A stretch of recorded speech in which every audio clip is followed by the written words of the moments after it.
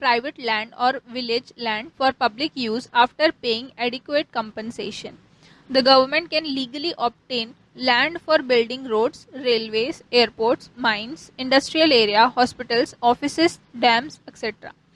These projects often require very large tracts of land. At times, people living in a large number of villages get displaced.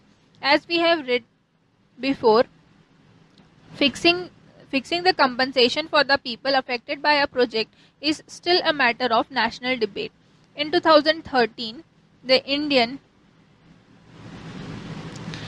Parliament passed a legislation called the Land Acquisition Act 2013.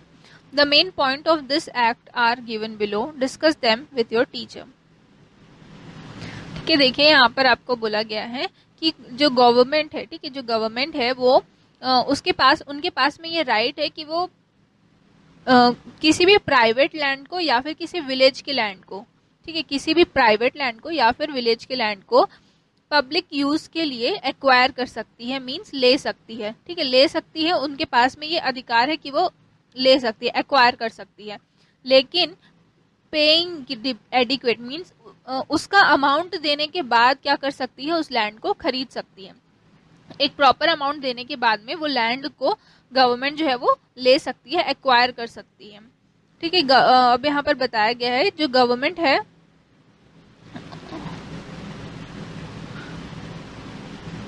ठीक है, government जो है यहाँ पर क्या कर सकती है, लीगली किसी भी बिल्डिंग, रोड, मतलब किन चीज़ों के लिए गवर्नमेंट जो है वो लैंड को एक्वायर कर सकती है, तो है आपका रोड्स बनाने के लिए, रेलवेज के लिए, एयरपोर्ट्स, माइंस, इंडस्ट्रियल्स, ये सारे चीज़ों के लिए जो कि पब्लिक वेलफेयर में यूज़ होते हैं, इन चीज़ों के लिए वो किसी भी लैंड, चाहे वो किसी का प्राइवेट लैंड हो या फिर कोई एक विलेज या फिर कोई गांव का एरिया हो, उसको क्या कर सकती है, एक्वायर कर सकती है, खरीद सकती है, ले सकती है, ठीक है। अब यहाँ पर आपको बताया है कि 2013 में, ठीक है, 2013 में एक पार्लियामेंट में एक लेजिस्लेशन पास हुआ जिसमें लैंड एक्विजिशन एक्ट 2013 के नाम से उसको जाना गया है। उसके जो पॉइंट्स हैं वो आपको यहाँ पर ये दिए हुए हैं कि उस एक्ट में क्या क्या चीजें जो है वो आती हैं, ठीक है। ये वो एक्ट्स हैं, ये लैंड एक्विजिशन एक्ट है जिसके अंडर मीन्स अब यहाँ पर ये क्या बन गया है, आपका एक्ट बन गया है। तो इसके अंडर में जितने भी पॉइंट्स हैं उसके अंडर में जो गवर्नमेंट है वो वहां से लैंड जो है वो एक्वायर कर सकती है। नेक्स्ट देखिए soil 2.3। When we talk about land resources, the focus is generally on the soil and its fertility. Soil is the most important component of land resource. It is the thin top layer of earth in which vegetation grows. Soil is formed by the weathering of rocks. Temperature variations and vegetation play an important role in this process. Over time, water and temperature fluctuations gradually break the rocks into small pieces. The fine particles of rock mix with the remains of animals and plants. Over a long period of time, this mix gets converted to soil. अब यहाँ पर क्या बोल रहा है कि generally जब हम लोग लैंड रिसोर्स की बात करते हैं तो हमारा फोकस क्या रहता है, सॉइल और उसकी फर्टिलिटी में। लेकिन सॉइल क्या है, सॉइल जो है वो लैंड रिसोर्स का सबसे इम्पॉर्टेंट कंपोनेंट है। सॉइल जो है वो लैंड रिसोर्स का, अगर हम लोग लैंड रिसोर्स की बात कर रहे हैं तो जो फोकस रहेगा वो आपका किस में रहेगा, सॉइल में और उसकी फर्टिलिटी में। सॉइल जो है वो लैंड रिसोर्स का बहुत ज़्यादा इम्पॉर्टेंट पार्ट है। उसके लैंड रिसोर्स में जो ऊपर का जो लेयर है, ठीक है, ऊपर का जो लेयर है जिसमें वेजिटेशन ग्रोथ होते हैं मीन्स पेड़ पौधे उगते हैं, उस लेयर को यहाँ पर बोला गया है सॉइल, ठीक है। अब यहाँ पर सॉइल जो है वो किस तरीके से फॉर्म होता है, वो वेदरिंग ऑफ रॉक्स के थ्रू फॉर्म होता है। देखिए जब टेम्परेचर में क्या होता है, वेरिएशंस आता है, टेम्परेचर में वेरिएशंस आते हैं और वेजिटेशन, ठीक है, टेम्परेचर वेरिएशन और वेजिटेशन जो है वो सॉइल को बनाने में उसके प्रोसेस में क्या करते हैं, अपना योगदान देते हैं, ठीक है। टाइम के साथ में जब वाटर और टेम्परेचर, ठीक है, वाटर और टेम्परेचर क्या होता है, फ्लक्चुएट होता है, तो जो रॉक्स है वो क्या होते हैं, धीरे धीरे टूटते हैं, ठीक है, छोटे छोटे पार्टिकल्स में, छोटे छोटे पीसेस में टूट जाते हैं, जिसकी वजह से सॉइल का फॉर्मेशन होता है। जो फाइन पार्टिकल्स हैं, फाइन रॉक मिक्स के जो फाइन पार्टिकल्स हैं वो प्लांट्स और एनिमल्स के साथ में रहते हैं और कुछ पीरियड के बाद में वो सॉइल के साथ में कन्वर्ट हो जाते हैं, सॉइल के साथ में मिक्स हो जाते हैं और फिर वो सॉइल, हाँ, बहुत टाइम जो है लॉन्ग पीरियड के टाइम पे ये क्या होते हैं, जो पार्टिकल्स है रॉक मिक्स है वो क्या होता है, सॉइल के साथ में मिक्स हो जाता है और उसके बाद फिर सॉइल में कन्वर्ट हो जाता है। Plants get their nutrition from the soil. Animals and other living creatures depend either directly or indirectly on plants for their food. Apart from its role in providing nutrition to living things, soil is also used for making bricks, utensils, toys, tiles, etc. Most rural houses have walls and floors plastered with soil. अब देखिए यहाँ पर क्या बोला जा रहा है कि प्लांट्स जो है वो अपना न्यूट्रिशन किससे लेते हैं, सॉइल से लेते हैं। जो एनिमल्स हैं या फिर कोई भी लिविंग क्रिएचर्स हैं वो या तो डायरेक्टली या फिर इनडायरेक्टली प्लांट के ऊपर क्या करते हैं, डिपेंड करते हैं। कैसे डिपेंड करते हैं, अगर कोई जैसे खाना अगर हम लोग खाना है तो क्या है, प्लांट ग्रो करेगा, राइस जो है वो आपका कहाँ पर होगा, सॉइल में ही होगा। प्लांट्स जो है, सॉइल जो ग्रो कर रहा है, ठीक है, प्लांट्स हैं आपका, वो सॉइल पे रहते हैं तभी क्या रहते हैं, जिंदा रह पाते हैं, वरना फिर वो भी मर जाते हैं। ठीक है, अगर वो सॉइल में है तभी जिंदा रह पाएंगे। इसका मतलब ये है कि सॉइल क्या करता है, सॉइल प्लांट्स को न्यूट्रिशन देने का काम करता है और जो लिविंग क्रिएचर्स हैं वो डायरेक्टली या फिर इनडायरेक्टली प्लांट्स के ऊपर क्या करते हैं, डिपेंड करते हैं। ठीक है, पेड़ पौधों के ऊपर क्या करते हैं, डायरेक्टली या इनडायरेक्टली ह्यूमन बींग्स या कोई भी लिविंग क्रिएचर प्लांट्स के ऊपर डिपेंड करते हैं। तो और प्लांट्स किसके ऊपर डिपेंड कर रहा है, प्लांट जो है वो सॉइल के ऊपर डिपेंड कर रहा है। तो आपका यहाँ पर ये क्या बोला जा रहा है कि इसी वजह से सॉइल जो है वो क्या है, बहुत ज्यादा इंपॉर्टेंट हो जाता है। और साथ में यहाँ पर उसके यूजेस बताए हुए हैं कि सॉइल और किन किन कामों में काम आता है।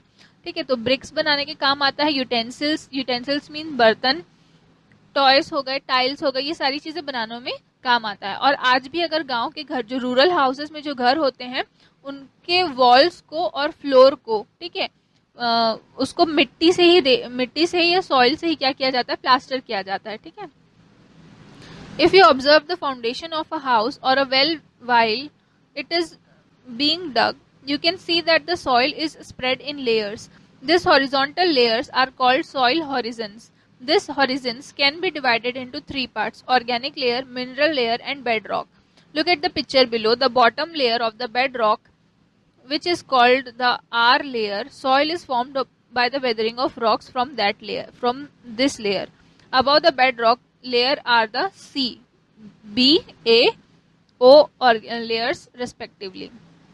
ठीक है, देखिए यहाँ पर आपको एक पिक्चर दिया है जो कि सॉइल हॉरिजॉन है, किस तरीके से अर्थ के अंदर का जो पार्ट है वो यहाँ पर दिया हुआ है, इसको सॉइल हॉरिजन के नाम से जाना जाता है।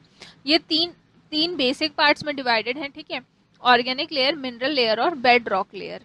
ठीक, अब यहाँ पर जो सबसे बॉटम लेयर है, ठीक है, सबसे अंदर में जो लेयर है उसको कहा जा रहा है आर लेयर। आर लेयर कहा जा रहा है और इसी लेयर पे जो रॉक्स हैं, ठीक है, रॉक्स हैं मीन्स वहां पर जो टूटते हैं रॉक्स जो हैं वो इसी लेयर पे आपके फॉर्म होते हैं। इसके ठीक ऊपर में है सी लेयर है, इसके ठीक ऊपर में यहाँ पर सी लेयर है, उसके बाद बी, फिर ए, फिर ओ। ठीक है, अब देखो ओ क्या है आपका, ओ ऑर्गेनिक लेयर है। देखते हैं ओ लेयर, ऑर्गेनिक लेयर क्या होता है। This is the topmost layer in which O and A are included. The O layer contains humus, which is the decomposed remains of plants and animals. Below this is the A layer, which is the mineral layer. The A layer is influenced by the O layer, which is why it is also rich in organic material. The thickness of the organic layer varies greatly. It is the thickest in the lower areas of river valleys. Agricultural activities take place in the organic layer, which is the layer where all other forms of vegetation grow. This is why the organic layer is very important, but it is also the layer that is most affected by erosion. It is also affected by the pesticides used in agriculture and other waste that settle in it. ठीक है, organic layer में आपका ओ और ए जो है, ठीक है, ओ और ए जो है वो आपका ऑर्गेनिक लेयर में आता है। ये वही लेयर है जहाँ पर प्लांट्स ग्रो होते हैं और इसी लेयर पे क्या पाया जाता है, आपका ह्यूमस पाया जाता है। ह्यूमस मीन्स यहाँ पर आपका जो खेती करने, फर्टिलिटी मतलब फर्टिलिटी आपको क्या होता है, फर्टिलिटी वाले लेयर्स को आप बोल सकते हैं। इसी जो जानवर हैं, ठीक है, जो आपके जो जमीन के अंदर में जो कीड़े मकोड़े रहते हैं वो भी आपके क्या है, इसी लेयर पे पाते हैं, ठीक है। जैसे कि आपका क्या हो गया, केचुआ, वॉर्म्स हो गए, ये सारे इसी लेयर पे पाए जाते हैं।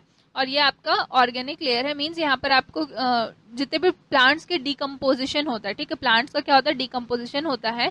प्लांट्स जब क्या होते हैं, गिर जाते हैं, मींस जो सूख के गिर जाते हैं, जब पेड़ पौधे गिर जाते हैं या मर जाते हैं, तो वो इसी लेयर पे क्या होते हैं, बरी हो जाते हैं, मींस दब जाते हैं, जिसके बाद में डिकम्पोज भी इसी लेयर पे होते हैं वो, ठीक है। यही यहाँ पर आपको बताया है, डिकम्पोज लेयर, जो जितने भी डेड एनिमल्स हैं वो क्या होते हैं, डेड एनिमल्स या प्लांट्स रहते हैं, वो इसी लेयर पे आपके टूट के गिरते हैं। ए जो लेयर है, ठीक है, अभी देखिए ये ए जो लेयर है वो उस लेयर पे आपके मिनरल पाया जाता है, ठीक है। वो ऑर्गेनिक लेयर पे आपका क्या है, प्लांट्स वगैरह, प्लांट्स हो गए या एनिमल्स, जो भी जो अंडरग्राउंड एनिमल्स रहते हैं वो पाए जाते हैं। ए लेयर पे मिनरल्स पाए जाते हैं, ठीक है, ए लेयर्स पे आपके मिनरल्स पाए जाते हैं।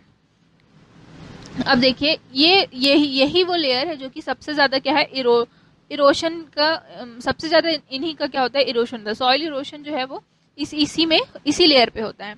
सॉइल इरोशन क्या होता है, तो सॉइल की जो क्वालिटी है वो क्या हो जाती है, डिग्रेड हो जाती है, जिसकी वजह से आप मीन्स आप पेड़ पौधों को वहां पर नहीं उगा पाते, या फिर उसके वजह से वहां पर क्या हो जाता है, बंजर हो जाता है, और बहुत सारी डिफिकल्टीज वहां पर आती है सॉइल इरोशन के कारण उसका, तो वो आपका इसी लेयर पे होता है, ठीक है। अब और किस वजह से यहाँ पर सॉइल इरोशन होता है, तो पेस्टिसाइड्स का यूज किया जाता है एग्रीकल्चर में, जिसकी वजह से भी जो लैंड है वो क्या होता है, खराब होने लगता है। का आज के लिए इतना ही, इसके बाद हम अपने नेक्स्ट लेसन में मिनरल लेयर से स्टार्ट करेंगे। Thank you.